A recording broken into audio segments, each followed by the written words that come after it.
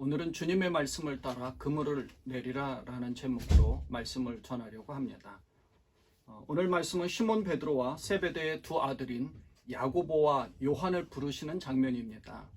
이들은 밤새 고기를 잡았지만 아무것도 잡지 못했으나 주님이 깊은 데로 그물을 내려 그렇게 고기를 잡으라는 말씀에 순종해서 말씀을 따라 그물을 내려 엄청난 일을 경험하게 된 것입니다. 그리고 신적인 그 권능을 체험한 그들은 사람을 낚는 어부가 될 것이라는 그 예수님의 말에 순종해서 예수님을 따르게 된 말씀입니다. 누가복음 5장 1절부터 11절의 말씀입니다. 예수께서 게네사렛 호숫가에 서 계셨다. 그때에 무리가 예수께 밀려와 하나님의 말씀을 들었다. 예수께서 보시니 배 두 척이 호숫가에 되어 있고 어부들은 배에서 내려서 그물을 씻고 있었다. 예수께서 그 배 가운데 하나인 시몬의 배에 올라서 그에게 배를 뭇에서 조금 떼어 놓으라고 하신 다음에 배에 앉으시어 무리를 가르치셨다. 예수께서 말씀을 그치시고 시몬에게 말씀하셨다. 깊은 데로 나가 그물을 내려서 고기를 잡아라. 시몬이 대답하였다. 선생님, 우리가 밤새도록 애를 썼으나 아무것도 잡지 못했습니다. 그러나 선생님의 말씀을 따라 그물을 내리겠습니다. 그런 다음에 그대로 하니 많은 고깃대가 걸려들어서 그물이 찢어질 지경이었다. 그래서 그들은 다른 배에 있는 동료들에게 손짓하여 와서 자기들을 도와달라고 하였다. 그들이 와서 고기를 두 배에 가득히 채우니 배가 가라앉을 지경이 되었다. 시몬 베드로가 이것을 보고 예수의 무릎 앞에 엎드려서 말하였다. 주님, 나에게서 떠나 주십시오. 나는 죄인입니다. 베드로 및 그와 함께 있는 모든 사람은 그들이 잡은 고기가 엄청나게 많은 것에 놀랐던 것이다. 또한 세베대의 아들들로서 시몬의 동료인 야고보와 요한도 놀랐다. 예수께서 시몬에게 말씀하셨다.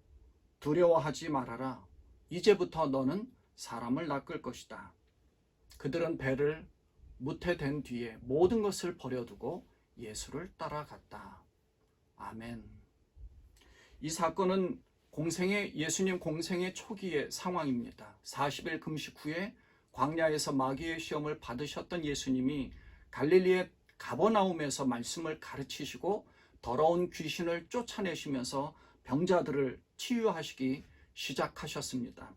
그리고 이 갈릴리 호수를 게네사렛 호수라고 불리우는 그 지역에 오셨는데 많은 사람이 예수님의 말씀을 들으려고 몰려들었습니다. 왜냐하면 바로 이전에 안식일의 회당에서 말씀을 전하실 때에 그 가르침에 권위가 있어서 깜짝 놀랐는데 말씀의 권위뿐 아니라 당시에 더러운 귀신 들린 사람이 있어서 그 귀신을 내쫓으시고 그 사람을 치유시켜 주셨던 것입니다.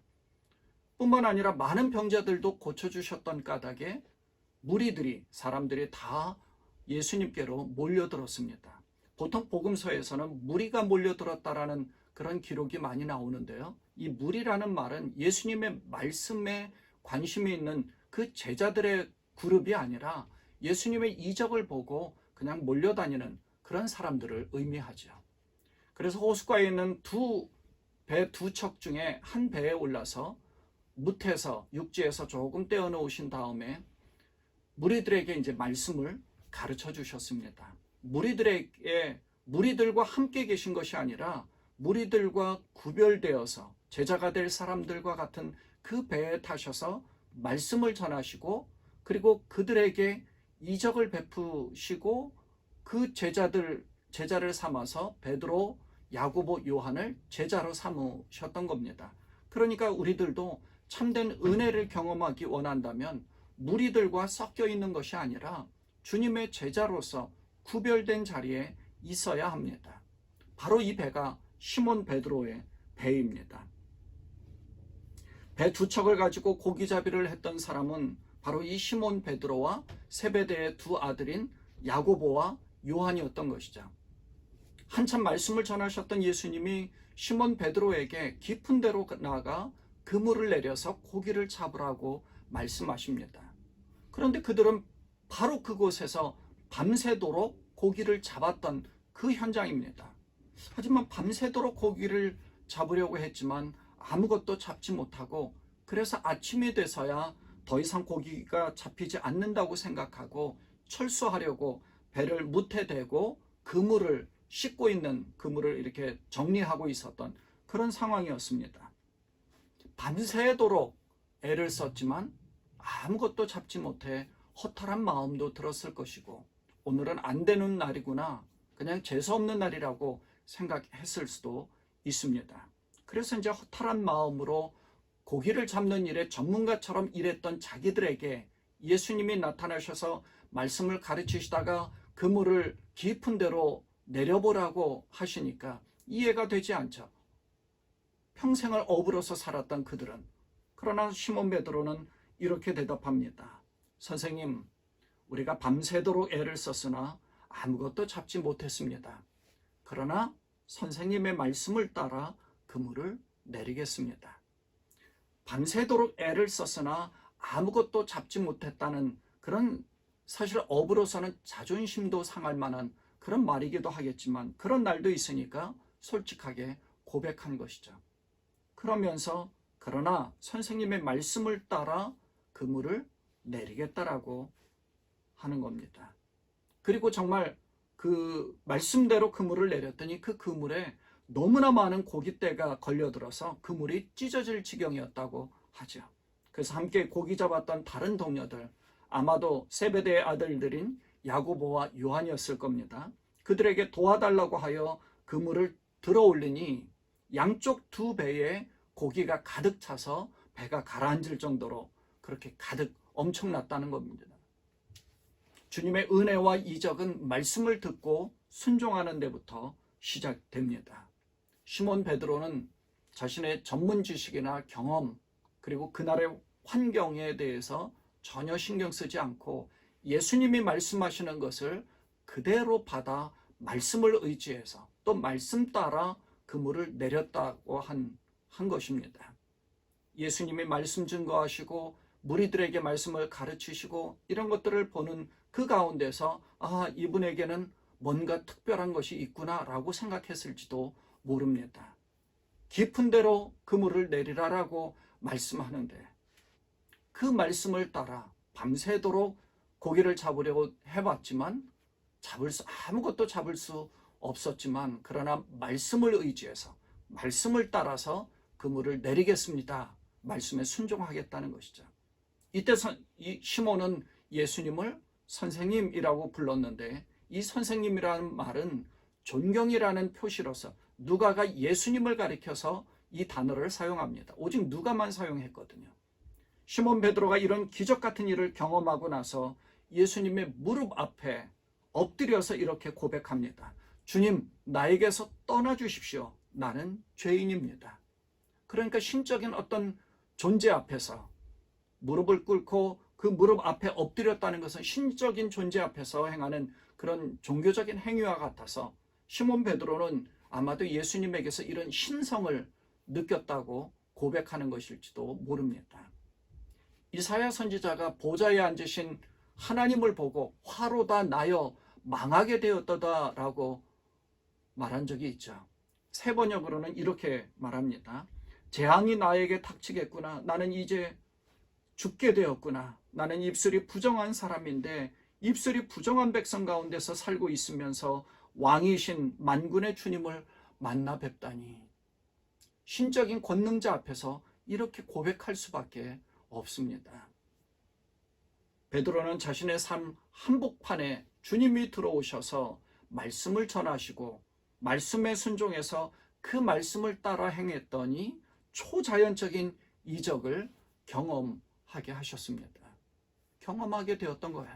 아마도 오랫동안 어부로서의 삶을 살았던 자기 나름의 전문 지식과 경험을 토대로 이런 일은 도저히 일어날 수 없는 상식 밖의 일이라는 사실을 알았을 겁니다.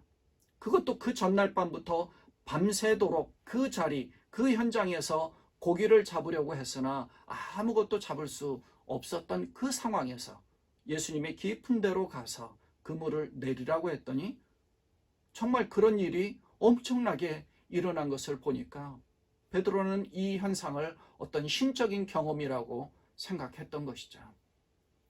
누가복음을 기록한 누가는 베드로라고 기록하지 않고 시몬이라고 기록하면서 내용을 전개해 나갔습니다. 시몬의 배에 오르시고 시몬에게 깊은 데로 나가 그물을 내리라고 또 말씀하셨고, 시몬은 말씀을 따라 그물을 내리겠다고 대답하고, 그런 다음에야 예수님의 무릎 앞에 엎드려서 나는 죄인입니다 라고 말할 때 시몬 베드로라고 기록하고, 그 뒤에 베드로와 함께 있던 사람들이 깜짝 놀랐다고 기록하고 있습니다. 예수님은 베드로에게 다가오셔서 말씀을 가르치시고 이적을 보여주신 뒤에 제자로 부르셨습니다. 두려워하고 있던 베드로에게 두려워하지 말라라고 하시고, 이제부터 너는 사람을 낚을 것이다 라고 부르십니다. 그때 베드로뿐만 아니라 세베대의 아들들인 야고보, 요한도 타고 있던 배를 육지에 댄 뒤에 그대로 두고 예수님을 따라갔습니다. 그들에게는 지금 잡은 물고기나 그물을 씻는 일보다는 예수님을 따라가는 것이 우선이라고 생각하고 결단한 것입니다. 그런 결단이 우리에게 필요합니다. 모든 걸 버리는 것이 아닙니다. 우선순위가 무엇이냐 하는 것이죠. 주님을 따르는 것이 우선이고, 주님 말씀 듣는 것이 먼저고, 그리고 주님의 말씀을 따라 행하는 것이 먼저입니다. 말씀을 정리해 보면 누가는 이 사건을 강조하면서 기록한 배경에는 무리가 있어도 그 무리에서 택함 받은 자들은 분명히 따로 있다는 것이고, 그 택함 받은 자들이 말씀을 따라갈 때 엄청난 하나님의 은혜를 경험한다는 사실입니다. 말씀을 가르치시던 예수님이 무리에게서 벗어나 베드로의 배에 올라타셨습니다. 그리고 그 배를 육지에서 조금 떨어져 호숫가로 가도록 하셨고, 거기서 또 무리들에게 말씀을 전하셨습니다. 베드로는 바로 옆에서 말씀을 들었습니다. 그리고 말씀을 듣던 베드로에게 깊은 데로 나가 그물을 내려봐라, 그리고 고기를 잡아라, 이렇게 말씀하셨어요. 그때 베드로는 자기의 경험에 비추어 안 된다라고 하지 않았습니다. 자기의 상황을 말하면서 말씀에 순종했습니다. 밤새도록 애를 썼으나 아무것도 잡지 못했습니다.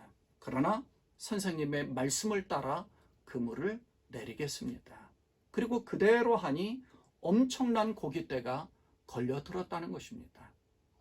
그러니까 말씀을 듣고 그 말씀 그대로 순종하면 엄청난 주님의 은혜를 경험할 수 있다는 아주 명확한 진리를 우리에게 가르쳐 주는 겁니다.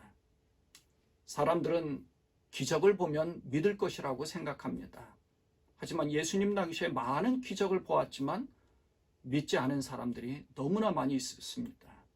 예수님의 소문을 듣기도 하고, 예수님을 직접 경험하기도 하고, 예수님의 말씀을 직접 듣기도 했습니다. 그리고 예수님을 호산나 외치면서 영접한 사람들도 있었음에도 불구하고 예수님을 십자가에 못 박으라고 외친 군중들, 그 무리들이 또 있었습니다. 그러니까 기적을 보면 믿을 것이라고 생각하는 것은 절대 아니죠. 예수님의 말씀으로 말미암는 기적, 말씀에 순종할 때, 그 순종하고 그 말씀을 행할 때 주님은 역사하셨습니다. 말씀이 없는 신앙 체험은 정말 잘못된 겁니다. 잘못될 가능성이 너무나 많고, 그거는 분명히 잘못된 겁니다. 말씀이 없는 신앙 체험이 아니라 말씀을 의지하고 말씀 중심의 신앙 체험이 있을 때 더욱 건강한 신앙생활을 할 수 있는 것이죠. 밤새 고기를 잡으려고 노력했지만 허탕친 베드로처럼 어쩌면 우리도 오랜 세월 세상적인 성공과 또 목적하는 바를 이루려고 노력했지만 허탕치고 허무함과 좌절 가운데 있을 때 주님이 다가오신지도 모릅니다. 그리고 베드로에게 깊은 데로 가서 그물을 내리라고, 당시로서는 정말 힘들고 어려운 일을 행하라고 요청했는데 베드로는 순종했습니다. 놀라운 하나님의 권능을 바라보고, 그리고 놀라운 이적을 경험하게 되었습니다. 단 하나, 말씀을 듣고 말씀을 따라 그대로 행하였더니, 그 말씀대로 행했더니 이런 엄청난 은혜를 경험했다는 것입니다. 우리도 주님이 말씀하시는 것을 듣고 순종해 나갈 때 분명 엄청난 은혜를 경험하게 될 것입니다. 주님의 말씀을 따라 그물을 내리시는 여러분 되시기를 바랍니다. 기도하겠습니다.